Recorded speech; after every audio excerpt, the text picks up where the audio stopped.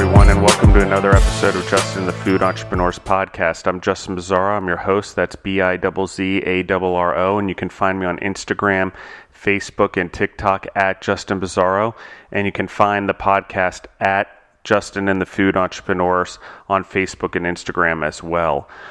Today I have with us Denay Davis from Foodpreneur Institute.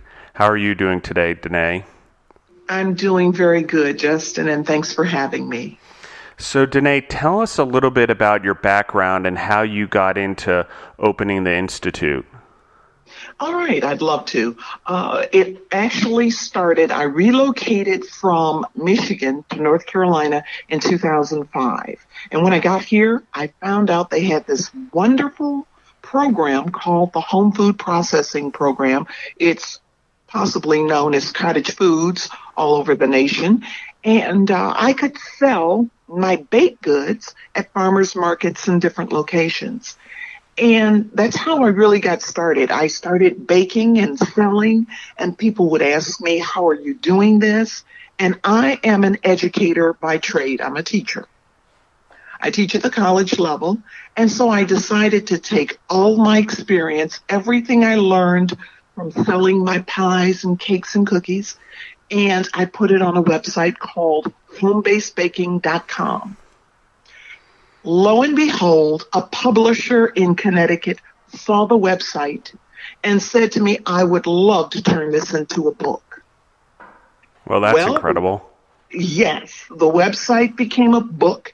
It took about a year to write. It was published, and I started using the book as a textbook to teach cottage foods across North Carolina. And as they say, the rest is history. And then as I started to talk to people and teach, I found out there were some gaps of knowledge. People were missing things. And so I created the Foodpreneur Institute so people always have a place to come for great, solid, sound information. Well, and I think it's so important because so many people have great recipes, great family recipes, and they don't know what steps to take to make it a business, to become that entrepreneur, especially in the food and beverage space. So you write the book. I mean, what's the name of the book, just so the audience knows? The name of the book is How to Start a Home-Based Bakery Business, and it's by, I'll give you my full name, Denay Davis. And you can pick it up on Amazon. It's in bookstores, or you can easily order it, and it's available as a Kindle book. And so tell me a little bit about, I mean, your interest is now in food, but you said you were an educator before. Were you a teacher before, and you've just always cooked or baked at home? Yes, absolutely. In fact, I was in the United States Navy. When I got out of the Navy, I landed a job at the Hyatt Regency, no longer there. The hotel is something different, in Dearborn, Michigan. And I actually got the job. I walked in and filled out the paperwork. The chef said, what do you know how to bake? I said, I make a mean quiche. And he said, well, show me. They gave me my apron, and I washed my hands, went in, made the quiche. He turned and looked at me and said, you're hired. Well, that's one way people think resumes are important, but when you're in the food industry, I think that's probably one of the most important things you can do is actually cook your way in. Yeah, absolutely. Absolutely. And then from there, I started doing catering on the side through a VFW hall that had a commercial kitchen. And I was written up in Bon Appetit magazine. I contributed some recipes for Too Busy to Cook, and was in a couple of their cookbooks, their end of the year cookbooks. And it just sort of launched from there, Justin. And I mean, I really like this. And so, I want to take a step back first because you obviously have a background in food. So what's your favorite food? Oh my goodness. Well, my favorite food is actually a bread. I'm a baker, I guess you could say by trade, and I make the most amazing black bean and golden raisin bread. And it's packed with protein, and it's the most delicious bread I think you could ever eat. That's my favorite food. Bread. I think a lot of people like bread, although some people like bread because it's a vehicle to deliver butter. But Well, I think, this is yeah, and peanut butter for sure. That's my favorite part. Or actually, I love sandwiches. I think it's my favorite food. But so I mean, what's your favorite? So let's talk about the catering and the lessons learned, because I think a lot of people are in catering, and you have the background in it. So I mean, what were some of the things that you had to learn as you got into the catering business that you feel that are important for people to know if they were to do something similar? Oh, wow. Well, one of the first lessons I learned is that you have to have a head for business. And when you're catering for a large group, and you have to make sure that your expectations and the expectations of your customer are, they jive, that they meet. And I learned very quickly that was not the case when I catered an event. And I knew how many people were going to be at the event, but I did not do my due diligence, and I didn't do my homework. And the customer ended up having more people than I had food for. And that was the first lesson I learned. You sell by the plate. And that's it. Yeah, that would be a rough one. That would be deer in headlights right there. I think I'm blushing for you actually right now. Yeah. But other lessons was just to make sure that sometimes we jump over a dollar to pick up a dime. Make sure that you are costing out your products and you're being paid for what you do, because catering is hard work. You've got to surround yourself with quality people, even if they're temporary employees. You've got to know the law, how hard you can work them, how long you can work them. The business end of the catering was more of a concern for me than the actual food. I knew how to cook. I knew how to bake. I could set up a beautiful buffet, but the business part, making sure I was paid for what I was doing, well, that's a different story. So how did you learn that part of the business? Was it through trial and error and just moving forward? I mean, I think that's the toughest part for a lot of people. Well, it was trial and error, but it was also surrounding myself with good people, talking to other caterers. And I read a lot of books. In fact, I can even recommend probably one of the best catering books there are. And it was actually produced by the company that published my book, and it's how to start a home-based catering business. And this young lady is out of California, but the book is amazing. It's soup to nuts. That's all I can say.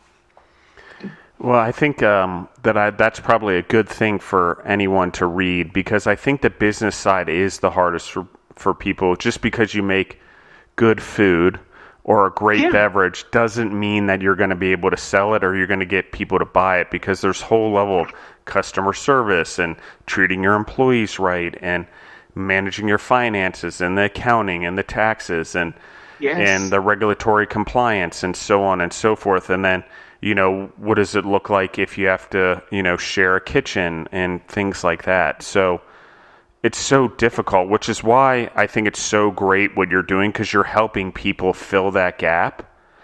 And I want to dive into that a little bit more. But, I mean, so was the catering business in Detroit? Yes, it was. Mm-hmm. So how long did you do that? I did it for about 7 years. Okay. Yeah. And what made you decide to change and go to North Carolina? I was an administrator for Detroit Public Schools, and I knew that Detroit was going through a transition, and I wanted a fresh start. My daughter had graduated from college, and so I just did my homework and decided, well, North Carolina sounds like a pretty good state to relocate to. And I went to North Carolina, and the cottage food, the home food processing program was a bonus. Well, and just as a side note, I love that area. I actually did my MBA at the University of North Carolina, Chapel Hill. So they're all kind of right there, Durham, Raleigh, Chapel Hill area, the triangle, I think they call it.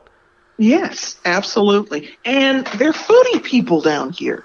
People love food. They love to make everything. You can go to a farmer's market and there's nothing you can't find. You know, if you want kimchi, it's fresh. If you want white kimchi, red kimchi, whatever you're looking for. So, but I did want to say this, Justin. I found just through doing all of this is that sometimes as food entrepreneurs, we shy away from learning. And when I say learning, I mean deep learning. We want everyone to just tell me what to do. Just show me what to do. Yeah. And if I can really stress anything, if you're going to go into business, you're going to have to not only get in the books and watch videos and talk to people, but it's about learning. And I know people don't like to get in the books because sometimes they don't like to read, but there's a lot of things on audio books, but you've got to do this to be successful. Yeah, I agree with that. And I myself, I don't do very well with the audiobooks. I actually have to read the books, and I actually try to read at least 10 pages a day of a book that's of personal growth, particularly in business if I can. Sometimes it's just personal growth. Other ones, it depends on the book.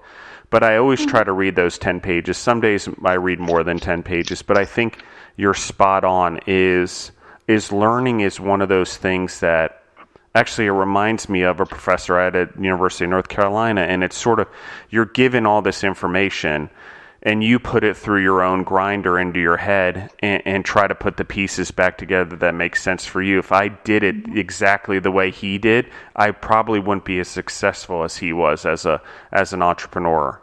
But if I take it and I grind it up and I put it back together in the ways that make sense to me, or I pull the pieces that I can learn from, then I have a better chance because I'm staying true to me. But I have to learn in order to do that, because if people just show us, we're never going to have the same success because it's already been done and it's their way. Exactly. You hit the nail right on the head. You know, and that's why Foodpreneur Institute is here. And I don't know if you've gone through the website. I've even created a few courses only because I got so frustrated with some of the folks that were on the website asking questions. And other than the Udemy course, we don't have anything over $20. And I tell people, look, if you don't think you and your business, if you don't think you're worthy of this, then what are you doing? Yeah. You know, you're going to pay, I don't know how much to get an MBA. I know. I talk about that all the time. Yeah, this you can do. And the thing is, and they get me, Justin. I know that. Well, I mean, that's exactly it. A person who's experienced this. And I have nothing, I think education is an important part of life, and I have done my MBA. But I will tell you that in my experience as a food entrepreneur and growing family businesses in the food world, that I never learned more than going through it myself. You know, as much as my father was a mentor to me and tried to teach me his way of doing things, it wasn't until I started doing things on my own and learning on my own and making my own mistakes and taking my own risks that I really learned and became something, you know, and that's hard, you know, and that's hard for people to step out of those boundaries and do it. And you have to have a good educational foundation, and you got to use resources that are out there. You know, it's like you said, you could go spend $100,000 to $300,000 on an MBA, depending on the school you go to. But there's plenty of resources online now that help you become an entrepreneur, because that's where you need to do. You need to learn as much as you can and take it and translate it into your business. Absolutely. Well, see, I was brought up in a family business. My parents owned a liquor store in Michigan. Now, I'm going to tell you how frugal my dad was. In order to buy a liquor license, it was probably about $3,000. But for $75, you could fill out the application and get a brand new liquor license. It might take you 3 years, but you could do it. Well, of course, you know what my dad did.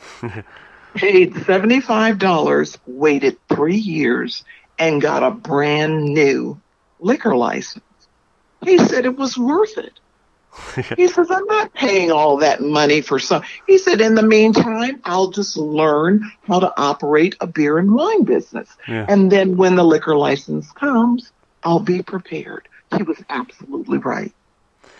And I agree with that. I think in food and beverage, it's so easy that if you want to go into the food and beverage business, even if you have a job, take the time to learn the business before you actually launch it. Spend some time with someone. Go even volunteer to help bake on weekends somewhere, or learn from a caterer, or do whatever you can. I mean, I doubt anyone would turn down your time of learning if you wanted to help someone, So Right. It's, at least in my experience and everyone I've ever mentored, that's gone somewhere and tried to learn it.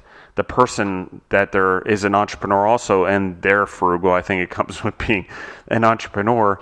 But it's like, if they can save some money by doing it, they're all in. And the second point is, usually my co-host, Deborah Michas, she grew up in a family that had liquor stores as well as laundromats and beauty supply store.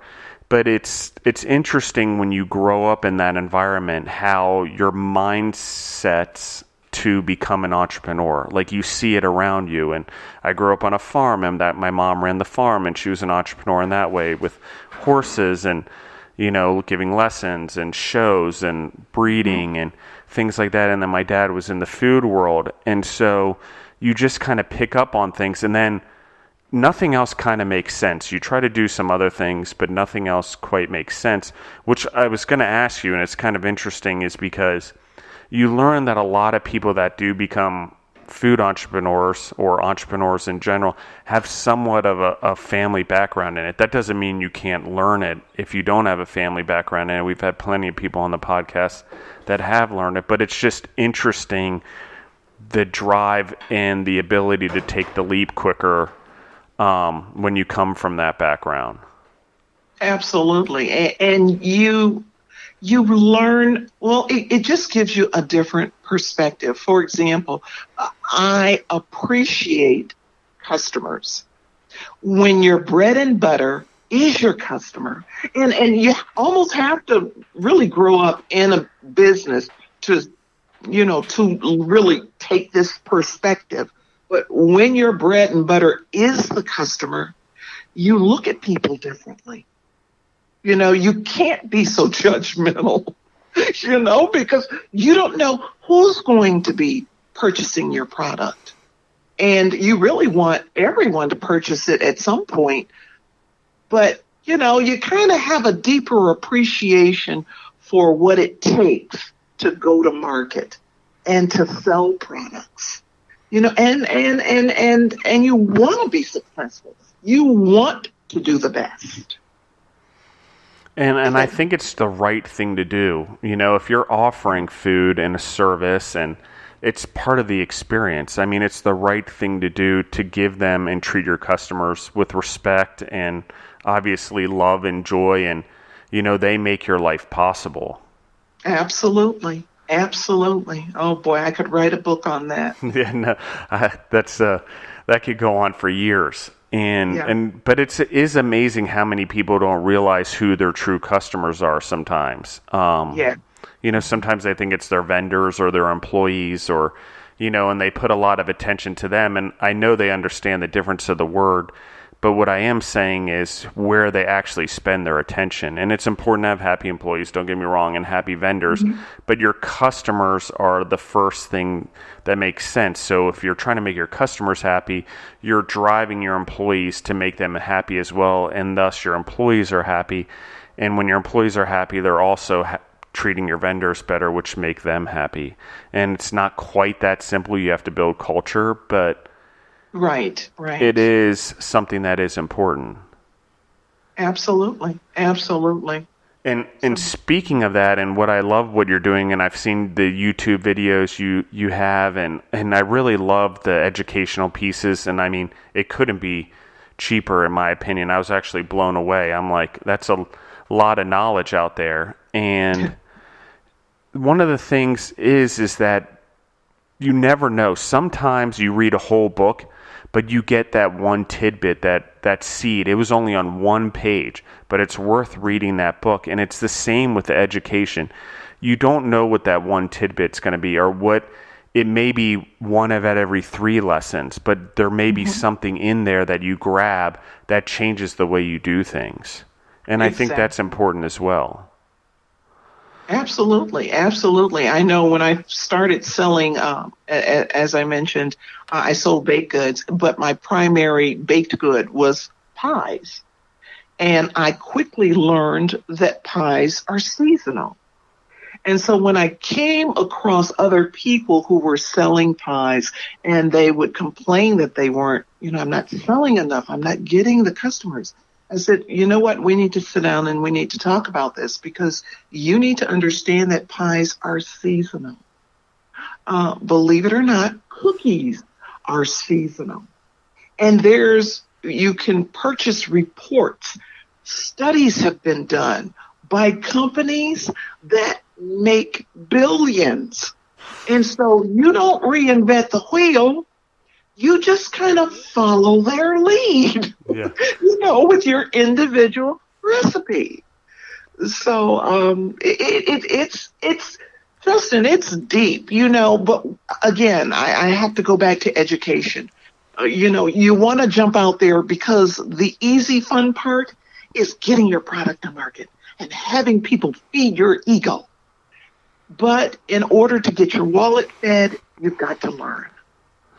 No, and I agree with that. And recently I've just worked on a project in Georgia, and it's literally been 5 years of hustle, like just headaches and painstaking things before we ever actually started our demolition to build the facility that we're building there. And that's what it is to be an entrepreneur. It's 5 to 7 years of hardship. I mean, at a minimum, I feel, before you really get that, okay, I'm actually doing well. And I'm fortunate enough where the businesses have done well before, but it doesn't stop just because you made it. It's still grind. Right. It's still grinding. It's still hustling. It's still trying to innovate. And that's the kind of person it takes, really, is that, I hate to say it, but it's nothing's ever good enough. And that's the wrong phrase, but it means I'm constantly learning. It means I'm constantly trying to better my business. It means I'm constantly trying to make the employees better, not only for my business, but for themselves. And so on and so forth, because if you don't, when you try to make the next step in building, you don't have any foundation to build off of. Yeah, for sure. And so go on. No, I was just going to say, you're absolutely right. And I think sometimes, particularly new entrepreneurs, they don't realize the amount of work, effort, time, and thinking that has to go into their business. It's not snap your finger and it's going to happen. You just said, it takes years. And I think sometimes we've gotten in that we're going down that path where we expect things quick, fast, and in a hurry. And the food business is not like that. It's quick, fast. People love what you do. But you know what? Food is fickle. And they like it today and they don't like it tomorrow. And so there's a lot of work and thought that goes into what you're doing. And sometimes I think folks kind of miss that, Well, and food is not a very innovative business. I think probably the most innovative thing that's happened in food recently is probably plant-based proteins and what they're doing with that, and that's argumentative. And then, I mean, you're seeing a lot more aquaponics and hydroponics and the reusing of water. I'd say that's pretty innovative, but overall, those aren't changing food. It's just improving the way we produce it. And, I want to emphasize this. I mean, this is as simple as you go into a restaurant and you still have restaurants and places that are still having the old cash registers. I mean, just from a technology standpoint, food doesn't move as fast as everything else. And that's the same with the food businesses. They just don't have the ability to grow as fast, not because you can't get it out there through social media or whatever, but because you literally have to get people to taste your product. Exactly. If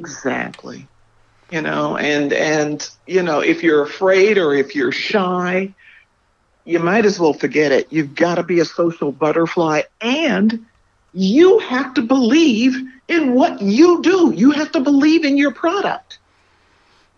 No, and I agree with that. Deborah and I actually talk about this a lot, which is being an entrepreneur actually means the first thing you are is a salesperson. Right. And by salesperson, I mean like total relationship management. It's not you're actually selling anything. You're building relationships on a regular basis because it's the most important thing. And at the beginning, you're starting off with one person. And if you treat that one person right, they may tell a friend. And now you've got two people. And, maybe the first person tells another friend and the second person that's now met you tells a friend. And now you have four people. But it literally moves that slow. And the social media helps you get it out there. But again, you got to have people try your product, and you got to have a lot of face-to-face interaction in food, and for people to believe in the product. And that's just the way it is. If you're building a business, now everyone's going to be like in the grocery store, you have all these items, and I go in and I buy a Chips Ahoy, and I don't even have a relationship with it. But they don't realize that they've built an emotional relationship with it over years and memories of buying those cookies because they were in the grocery store, or they grew up with it as kids, or at some point they tried the cookie, so it's the same idea. It's just there's not the volume. You haven't built the relationship, the emotional attachment to your product. So you've got to create that as the entrepreneur. Right. And it's not easy. And for those who are not patient, it can be a tad bit painful, but it's worth it. It really is. Yeah. And I mean, again, I love your comment about jumping over $1 to pick up a dime, because I see it so much in the food entrepreneurs we work with, in that they're at the beginning, they're always discounting their price to try to get people to buy their product.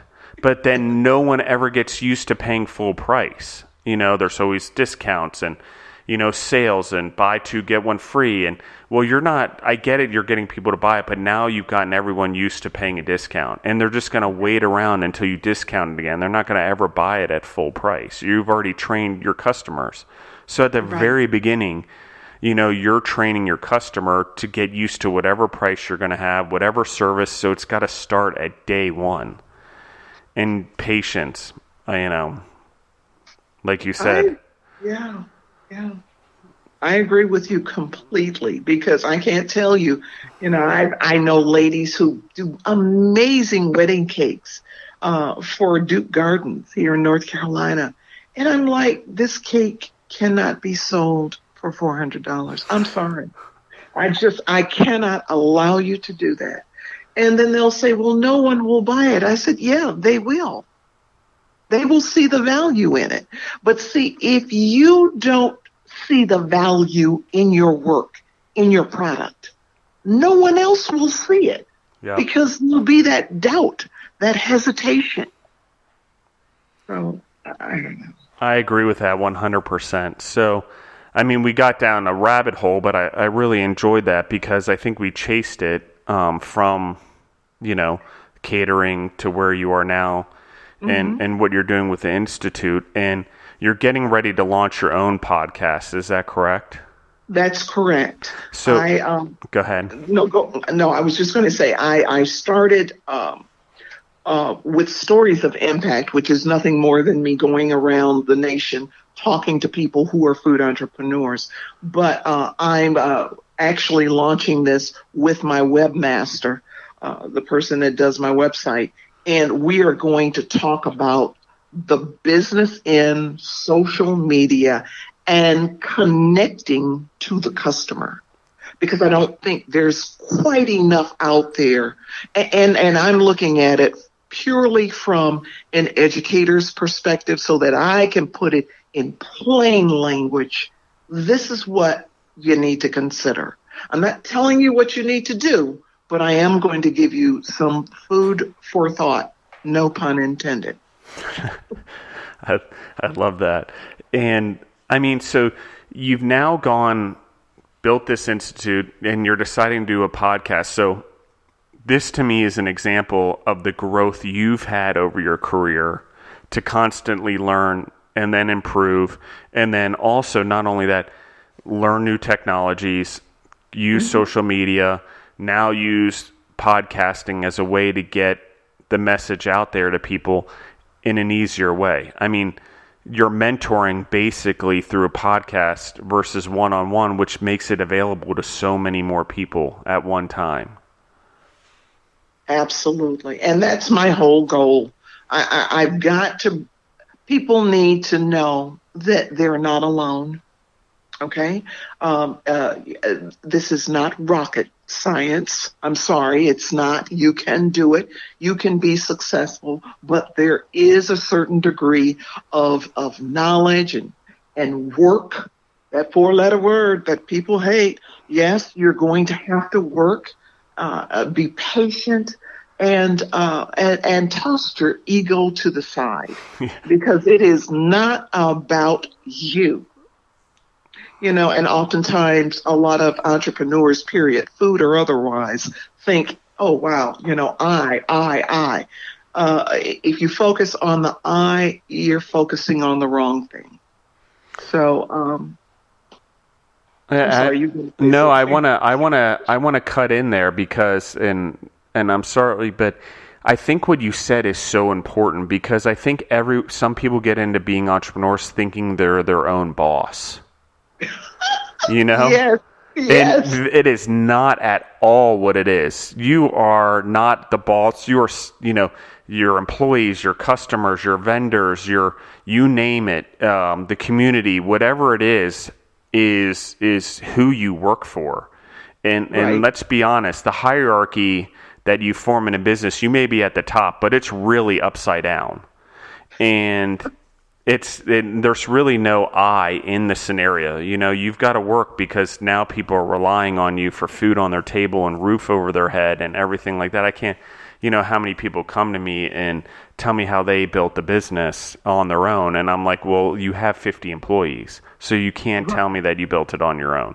That's just not possible. You may have constructed something and driven a culture, but you have to be aware of all the people that are involved. Absolutely. I tell you, I had a revelation. I think I was catering. There's a big hall in Detroit called Cobo Hall, and I had a catering job for Meals on Wheels, and it was their celebration, and they were giving out awards, and I had people working and, setting up the buffet, and it hit me. I said, wow. And I thought it was all about me. And what was interesting was that everybody that helped me knew it wasn't. It's like I was the last one to have the revelation. And I felt so bad. I'm like, why didn't you guys tell me? Just tell me, but everything came to fruition because of them, not because of me. Yeah. And eventually, you learn, you live and learn. It's I can't remember. It's a saying. Gosh, what is it? It's like it's something about leadership, and it's like when you're ready to lead is when you're able to be led. And Yes. because that's what really happens. You may be driving something, but they've got to pull you because Right. without everyone else doing everything, it doesn't matter. Right. Exactly. And You are, yeah. And I think that revelation, I mean, it's an interesting thing. And I think entrepreneurism has been so glorified, over the last 2 decades that people are like, oh, an entrepreneur and this glorious thing. But they don't see all the learning and all the lessons and that how many years, the 10,000 hours, whatever you want to call it, to get to that point. It's just like how many times, you were in Detroit and you're an administrator for the Detroit public schools and you're running this side hustle, but you're learning constantly to get to your next step to catering. And, you're learning constantly before you got to North Carolina, and then you're learning there. And it's this, I don't know, for lack of a better term, a snowball effect or a ball of yarn. It gets bigger as you spend more time rolling it. And you've got to be in motion constantly.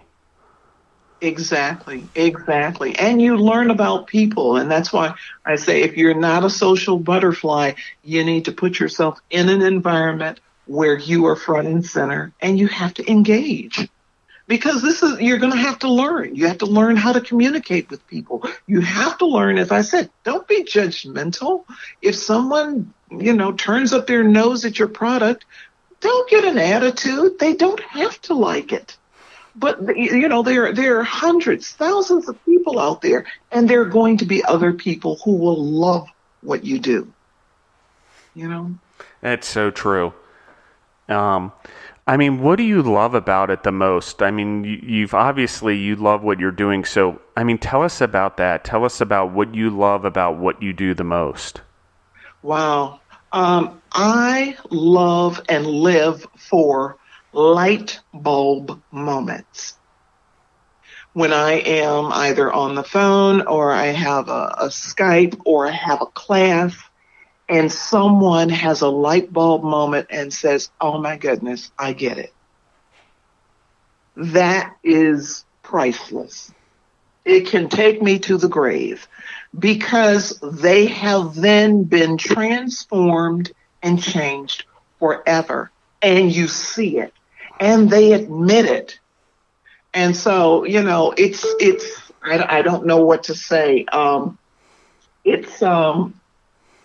It's just, that's what I live for, and I guess everything that I have done, especially what I've done in education, because I've been in education now for almost 40 years, it has gotten me to this point where I just tell folks, you have to just listen. If you just listen, don't be judgmental. Don't have your own preconceived ideas. Just listen and see what you can take away from what is being said, either by me or the guests that I bring into the class. And all too often, Justin, people go, wow, I just didn't know. And I said, right. And it's not bad not knowing. Don't beat yourself up. That's okay. But don't continue to live your life not knowing. Be the kind of person who wants to be a lifelong learner and who is going to, every once in a while stick their hand in the fire.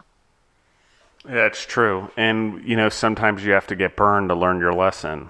So, well, yeah, for sure. And I want to go back and talk about a little bit. You grew up in a family that was entrepreneurial. Mm-hmm. And what were the most valuable lessons you learned from that? You talked a little bit about customer service and the customer, but what were the things that you took from that experience as a child to what you're doing now? How did that foundation help you, and what were some of the things that you learned? Oh, probably one of the biggest things that I learned from both my parents was discipline. A business does not stop for you. It does not care that you get sick. It really could care less, that you have a catastrophe or you can't pay a bill. Your business is your business. I'm not even going to say it's a child. It is simply an appendage Yeah. because because if something were to happen to it, you would definitely feel it. So, I think that's what I took away. Also, the fact that besides being disciplined and being committed, you have to be kind. And I think I learned that from both my mother and my father. They were very kind people. They were appreciative. There was a lot of gratitude shown to the customers, to our vendors, to salespeople, to everyone. I remember one time there was a gentleman that came into the store, and we had what you would call like a community post office in the liquor store. So you could mail off packages. And there was a man, an older black man, that came into the store, and he could not write. And my mother would always fill out his money orders and everything. And I remember one time, excuse me, my sister said, well, we don't do that. And I saw my father rush over and say, look at the man. And he said, Mr. So-and-so, I'm so sorry, my daughter didn't know. She'll fill it out for you. It won't be a problem. And he looked at her and winked, and she went on and she filled it out. But it was that sort of thing. You see what I'm saying? You have to go, but you have to have that, Justin, in you. Yeah, I agree. I want to tell food entrepreneurs all the time that you'll get so much more if you are willing to be vulnerable and to open up and just be kind. And, well, that's what I took away. That's another biggie. A lot of other things, but that's one biggie. That's a huge one, because I think so many people don't realize that you have to do the right thing. And you have to want what's best for your customers, for your clients, for your vendors, for your employees. You actually have to want them to grow as human beings, and you have to better their lives in some way. And yes, it's food, and I agree. Right. But you'd be amazed the impact that it's not necessary. You could get a loyal customer who tells 25 people by just going out of your way when they need something else. And it's like you said, it's the money order, and that's a great example. And he couldn't, read or write, so why not go out of that way for the person? He probably told everyone about it, that's what happened. And people were like, oh my gosh, they're a good group of people. And guess what? Kindness and goodness and doing the right thing goes a lot farther in your business than the taste of your food. It is important to have good tasting food, don't get me wrong. But when you do the right thing by that customer, that word of mouth along with your good product goes a long way. Mm-hmm. Mm-hmm. Absolutely. So, excuse me. I'm trying to think. I think that's probably, wow. And I want to say this, yeah. And as a business owner, whether you're a food entrepreneur, it doesn't matter what you are. And I think you touched on it, is just to know it's okay to go above and beyond. And you know what? Don't expect anything back. Yeah. It's all right if you don't get a thank you, that's okay. Yeah. I think that, we kind of, like I said, we get caught up with that ego, boy.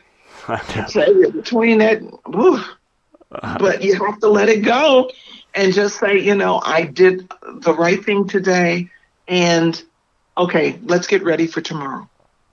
Well, and I agree with you. I think, you got to let the ego go, and not everyone's going to like your product. Just like everyone's not going to like your opinion, it's the same as your food. Right. Like sometimes people just don't have the flavor profile to enjoy that type of food, or it's not necessarily something wrong with you, it's their preference, and all you can do is do the best that you can and be true to yourself.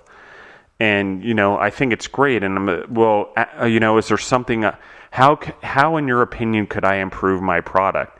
And maybe there's a secondary product based off of that first product that you can launch to help people with that taste bud. But it's that open mind and that vulnerability, that you said, to be like, okay, I'm not perfect and my ego needs to get out of my way. And I need to be as open as possible and as vulnerable as possible in order to grow, because I don't know. I know zero. That's something I always tell myself. Every day I have to remind myself I know nothing in the grand scheme of things. So, I'm constantly learning. But if I ever think I know more than I really do, my ego starts building and I'm not in the proper place to be an entrepreneur. Yeah, for sure. For sure. Absolutely. Wow.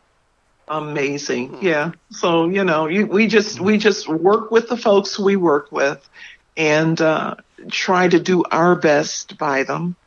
And, it all comes together, and I said one day I'd like to have a big food entrepreneur,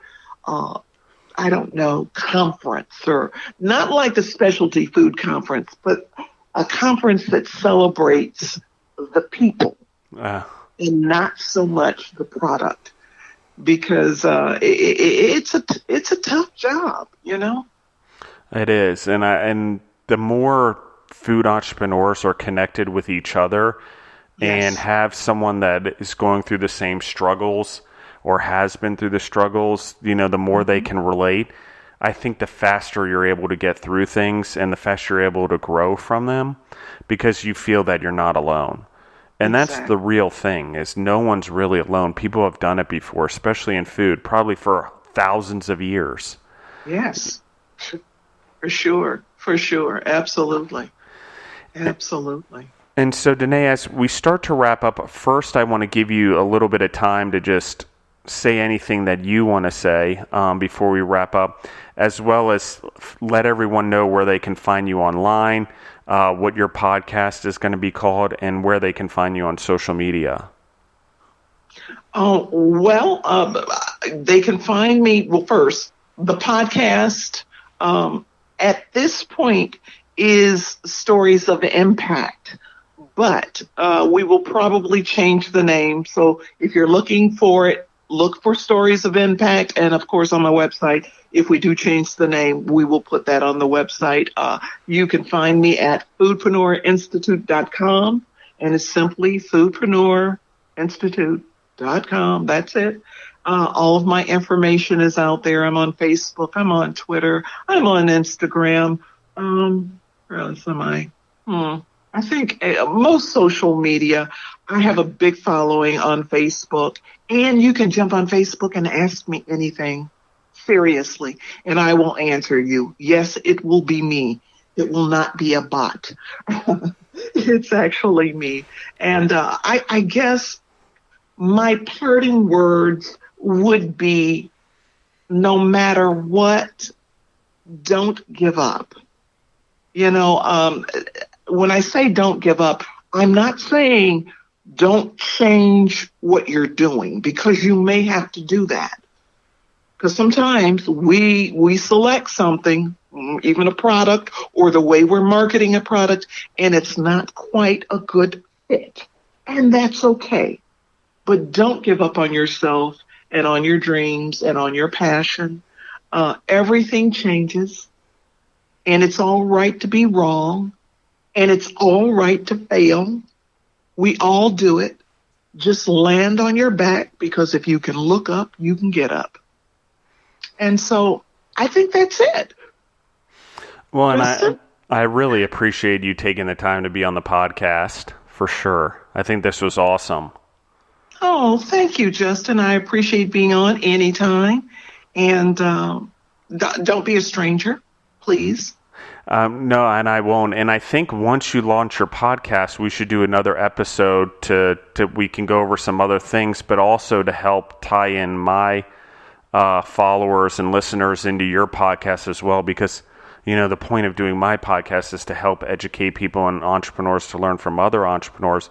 And if they can do that through your podcast, I want them to have access to that as well. So that's definitely something I'm interested in.